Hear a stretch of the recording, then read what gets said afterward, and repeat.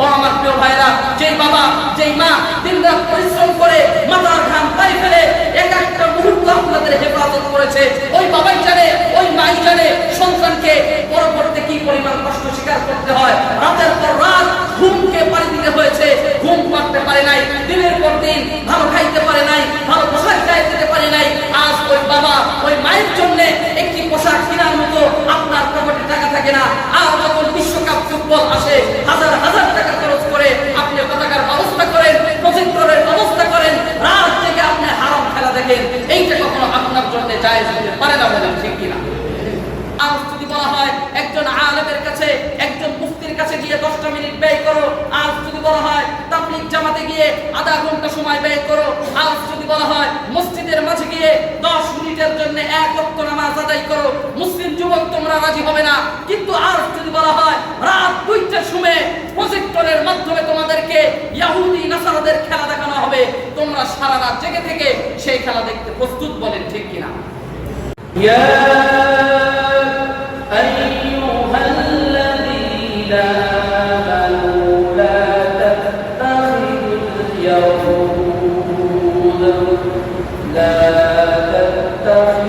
اليهود والنصارى أولياء بعضهم أولياء بعض ومن يتولهم فإنه منهم إن الله لا يهدي القوم الظالمين।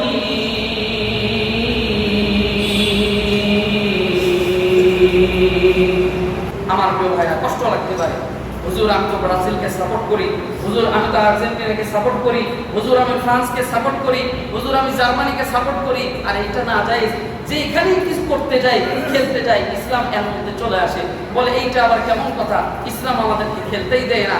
আরে ভাই, ইসলাম আপনাদেরকে খেলতে দেয় না এমন না, ইসলাম অনর্থক কোনো কাজ, কোনো খেলাকে বৈধতা দেয় না, বলেন ঠিক কিনা? অনর্থক কোনো কাজ মুসলমান করতে পারে না। আমার প্রিয় ভাইরা, এইবার আসেন, ইহুদি এবং নাসারাদেরকে আল্লাহ পাক রব্বুল আলামিন বন্ধু বানানো থেকে নিষেধ করেছে। আর বর্তমান বিশ্বকাপ ফুটবলে যারা পরিচালনা করছে ইহুদি নাসারা খ্রিস্টানদের মাঝে বেশি। বিশ্বনবী সাল্লাল্লাহু আলাইহি ওয়াসাল্লাম হাদিস শরীফের মাঝে উল্লেখ করেছেন, তিরমিজি শরীফের 2387 নম্বর হাদিসের মাঝে এসেছে, আল মারউ মা'a মান আহাব্বা। ও আমার প্রিয় ভাইরা, আল্লাহ পয়গম্বর জানিয়ে দিয়েছেন, হে আমার প্রিয় উম্মতেরা রে, মনে রাখো আল মারউ মা'a মান আহাব্বা, তোমরা যে যাকে মহব্বত করবে, যাকে ভালোবাসবে, তার সাথে তোমাদের উঠা বসা, তার সাথে তোমাদের হাসর নাসর হবে, বলেন সুবহানাল্লাহ। এখন কথা হলো আমাদের ভালোবাসা কোন দিকে যাবে, মুসলিমদের দিকে না অমুসলিমদের দিকে? আমরা যদি আমাদের ভালোবাসাকে প্রকাশ করে আর্জেন্টিনার দিকে, আমরা যদি আমাদের ভালোবাসাকে প্রকাশ করি ব্রাজিলের দিকে, আমরা যদি আমাদের ভালোবাসাকে প্রকাশ করি ফ্রান্সের দিকে, বলেন তো যেই সমস্ত খেলোয়াড় খেলাধুলা করছে হারাম পন্থায়, তার প্রতি ভালোবাসা প্রকাশ করা, তার ভালোবাসা প্রকাশ করতে গিয়ে নিজের বাড়িতে আর্জেন্টিনা ব্রাজিলের পতাকা লাগানো, এইটা মুসলমানের কাজ না অমুসলমানের কাজ? এইটা কখনো আমাদের দ্বারা করা ঠিক হবে না। আরো একটা হাদিস আবু দাউদ শরীফের 4031 নম্বর হাদিসের মাঝে বিশ্বনবী সাল্লাল্লাহু আলাইহি ওয়াসাল্লাম বলেছেন, মান তাশাব্বাহা বিকওমিন ফাহুয়া মিনহুম, যেই ব্যক্তি কোন বিজাতিদের কৃষ্টি কালচারকে গ্রহণ করবে, সে ওই বিজাতিদের দলভুক্ত হবে, বলেন নাউযুবিল্লাহ। সুতরাং আমার গায়ে ফুটবলের সময় আসলে যদি আর্জেন্টিনার এই যে পোশাক থাকে, যদি ব্রাজিলের পোশাক থাকে, তাহলে আমি কার দিকে লক্ষ্য করলাম, কাকে ফলো করলাম, আর কার অনুকরণ করলাম? আজকে আমার অনুকরণ করার কথা ছিল ইসলামের বর্তমান এবং পূর্বের যেই সকল বড় বড় যোদ্ধাগণ গিয়েছে তাদেরকে, আজকে তাদেরকে স্মরণ করার আমাদের কথা ছিল। হে মুসলিম যুবক, যেই সময় তোমাদের স্মরণ করার কথা ছিল সালাহুদ্দিন আইয়ুবীর কথা, যেই সময় তোমাদের স্মরণ করার কথা ছিল তারেক বিন জিয়াদ রাহমাতুল্লাহি আলাইহির কথা, যেই সময় তোমাদের স্মরণ করার কথা ছিল খালিদ ইবনুল ওয়ালিদ রাদিয়াল্লাহু তাআলা আনহুর কথা, যেই সময় তোমাদের স্মরণ করার কথা ছিল ওমর ইবনুল খাত্তাব রাদিয়াল্লাহু তাআলা আনহুকে স্মরণ করার কথা, ওই সময় তোমরা বর্তমান জামানা এসে তোমাদের নিজেদের সম্মান, নিজেদের মান, নিজেদের ইজ্জতকে বিসর্জন দিয়ে তোমরা ইহুদি নাসারাদেরকে, অমুসলিমদের কৃষ্টি কালচারকে গ্রহণ করে নিজেকে প্রকাশ করছো। আমি আর্জেন্টিনাকে সাপোর্ট করি, আমি ব্রাজিলকে সাপোর্ট করি, আমি ফ্রান্সকে সাপোর্ট করি। ও আমার প্রিয় ভাইরা, মনে রাখবেন, কাল কিয়ামতের ময়দানে আজ দুনিয়ার বুকে যেভাবে তাদেরকে সাপোর্ট করছেন, কাল মৃত্যুর পরে কিয়ামতের ময়দানে আপনারা কি তাদেরকে সাপোর্ট করতে পারবেন? মান তাশাব্বাহা বিকওমিন ফাহুয়া মিনহুম। সাপোর্ট করেন, সাপোর্ট তো দুনিয়াতে করলেন, মৃত্যুর পরে কি করবেন? আপনি যদি নাও চান, আল্লাহ আমি তো ব্রাজিলে জন্মগ্রহণ করি নাই, আর্জেন্টিনাতে জন্মগ্রহণ করি নাই, আমার নামও তো মেসি না, আমার নামও তো রোনালদো না, কিন্তু আমাকে কেন তাদের সাথে দাঁড় করাচ্ছেন? আল্লাহ বলবে, বান্দা ওই যে দুনিয়াতে পোশাক পরছিলা, চুলের কাটিং মারছিলা, বাড়ির উপরে পতাকা টাঙ্গাইছিলা, হাজার হাজার টাকা খরচ করে প্রজেক্টর বানিয়েছিলা, যেই সময় তোমার বাবার গায়ে ছিঁড়া পোশাক ছিল, একটা দামি পোশাক, একটা ভালো পোশাক তোমার বাবার কাছে ছিল না, ভালো একটা জুতা তোমার বাবার পায়ে ছিল না, ওই সময় তুমি যুবক, তোমার পকেটের টাকাকে খরচ করে আর্জেন্টিনার পতাকা বানিয়েছো, ব্রাজিলের পতাকা বানিয়েছো, নিজের বাড়ির উপরে উড়িয়েছো, হাজার হাজার টাকা খরচ করে আর্জেন্টিনার ব্রাজিলের খেলোয়াড়দের মতো নিজের চুলের স্টাইল করেছো, নিজের জার্সি কিনেছো। ও যুবক, আজ কিয়ামতের ময়দানে তোমাকে সরাসরি তাদের দলভুক্ত করে জাহান্নামের দিকে দেওয়া হবে। বলেন ঠিক কিনা? এইটা হচ্ছে পরিপূর্ণ বাস্তবতা। এখন চিন্তা ভাবনা করে সাপোর্ট করবেন, যে দুনিয়াতে যেমন সাপোর্ট করছেন এরকম সাপোর্ট আখিরাতেও আপনাদেরকে আল্লাহ করাবে, চান অথবা না চান। আর্জেন্টিনা ব্রাজিল দুইটা দলের নাম বারবার আসে, কারণ এই দুইটা দলে বেশি খেলে।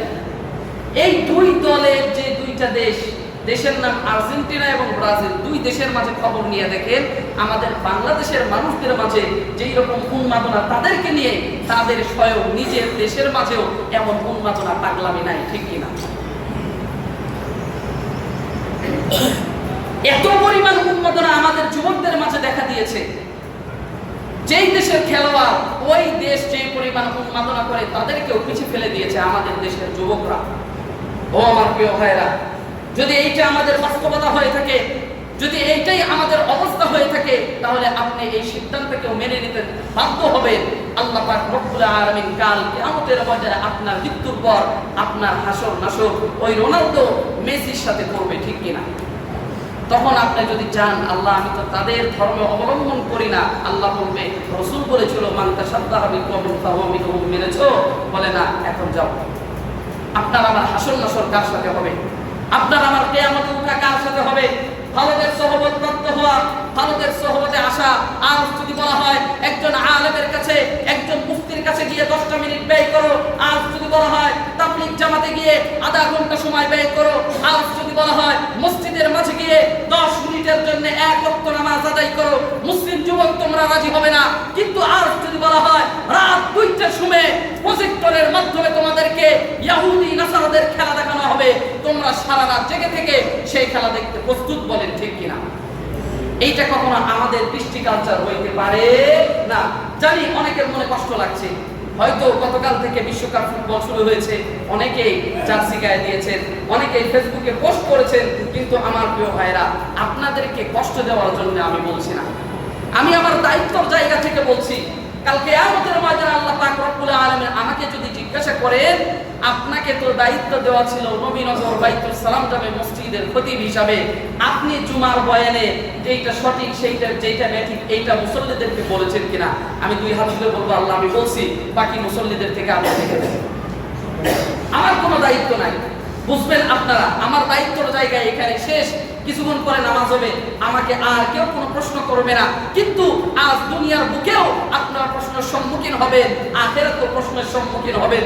ও আমার প্রিয় ভাইরা, যেই বাবা যেই মা দিনরাত পরিশ্রম করে মাথার ঘাম পায়ে ফেলে এক একটা মুহূর্ত আপনাদের হেফাজত করেছে, ওই বাবাই জানে, ওই মাই জানে সন্তানকে পরবর্তী কি পরিমাণ কষ্ট স্বীকার করতে হয়। রাতের পর রাত ঘুমকে পাড়ি দিতে হয়েছে, ঘুম পাড়তে পারে নাই, দিনের পর দিন ভালো খাইতে পারে নাই, ভালো পোশাক গায়ে দিতে পারে নাই। আজ ওই বাবা ওই মায়ের জন্য একটি পোশাক কেনার মতো আপনার পকেটে টাকা থাকে না। আর যখন বিশ্বকাপ ফুটবল আসে, হাজার হাজার টাকা খরচ করে আপনি পতাকার ব্যবস্থা করেন, প্রজেক্টরের ব্যবস্থা করেন, রাত জেগে আপনি হারাম খেলা দেখেন, এইটা কখনো আপনার জন্য জায়েজ হতে পারে না। বলেন ঠিক কিনা? আমার প্রিয় ভাইরা, আমার বোঝানোর দায়িত্ব ছিল, আমি কোরআন থেকে হাদিস থেকে বুঝিয়েছি, বাকি দায়িত্ব আপনাদের। মানতে পারলে ভালো, না মানতে পারলে যা আছে কপালে দেখা যাবে সকালে। এই একই কথা, যা আছে কপালে দেখা যাবে কিয়ামতের ময়দানে। এই জন্য আপনাদের দুইটা পায়ে হাত রেখে বলি, আপনারা এর থেকে দূরে থাকার চেষ্টা করবেন। এটা আমাদের সংস্কৃতি নয়, এটা আমাদের খেলা নয়। যে খেলাটা না যায়, যে খেলার পাশে হারাম রয়েছে, আজ মুসলিম যুবকদের দিকে তাকাইলে নিজের মনটা ফেটে চৌচির হয়ে যায়। ও মুসলিম যুবকরা, তোমরা তোমাদের শত শত ঘন্টা দিনের পর দিন ব্যয় করতে পারো বিশ্বকাপ ফুটবলের জন্য। ও মুসলিম যুবকরা, আজ আর্জেন্টিনা ব্রাজিলকে তোমরা সাপোর্ট করো, ফ্রান্সকে সাপোর্ট করো তোমাদের নিজের মনের স্বার্থের জন্য, নিজের মনের খুশির জন্য। ও মুসলমান ভাইরা আমার, যেই সময় ইহুদিদের পক্ষ থেকে ফিলিস্তিনের উপরে আক্রমণ করা হয়েছিল, আপনার আমার অবস্থা কি ছিল? তাদেরকে সমর্থন কতটুকু আমরা করেছি? যেই সময় গুজরাটের মুসলমানদের উপরে নির্মমভাবে অত্যাচার করা হয়েছে, তাদেরকে আমরা কতটুকু সাপোর্ট করেছি? যেই সময় মায়ানমারের মুসলমানদেরকে নির্মমভাবে আঘাত করে তাদের দেশ ত্যাগ করতে বাধ্য করা হয়েছে, ওই সময় আমরা কতটুকু তাদেরকে সাপোর্ট করেছি? যেই সময় চীনের উইগুর মুসলমানদের উপরে অন্যায়ভাবে জুলুম আর নির্যাতনের স্টিমুলার চালিয়ে দেওয়া হয়েছে, ওই সময় আমরা তাদেরকে কতটুকু সাপোর্ট করেছি? যদি লক্ষ্য করা হয়, আমাদের চোখে পড়বে তাদের চাইতে, তখনকার সময়ের চাইতে এখনকার ফুটবল খেলাকে আমরা বেশি সাপোর্ট করি। বলেন ঠিক কিনা? এই জন্য আমাদের এগুলোকে পরিবর্তন করতে হবে। আসুন ইসলামের দিকে, আসুন কোরআনের দিকে। আমাদের জীবন ছোট্ট, সংকীর্ণ, 60, 70, 80, 100 বছর বয়স, ইন্তেকাল করলে আমাদের হায়াত শেষ হয়ে যাবে। আমাদের দুনিয়ার চলাফেরা অনুযায়ী আমাদের আমলনামা মাপা হবে, মিজানের পাল্লায় তোলা হবে। সুতরাং আসেন আমরা আমাদের জীবনকে শুদ্ধ করি। এক বিশ্বকাপ ফুটবল না দেখলে কোনো যায় আসে না। কত মানুষ যাদের হাতে মোবাইল নেই, কত মানুষ যাদের হাতে ইন্টারনেট নেই, ফুটবল খেলা বুঝেও না, দেখেও না, এমন মানুষ দুনিয়াতে জীবিত আছে না নাই? তো আমরা যদি না দেখি আমাদের কোনো ক্ষতি হবে না, বরঞ্চ দেখলে আমাদের ক্ষতি হবে। এই জন্য আল্লাহ পাক রব্বুল আলামিন আমাদেরকে, বিশেষ করে যুবক সম্প্রদায়কে এই হারাম খেলা থেকে বেঁচে থাকার তৌফিক দান করেন। বলেন আমিন।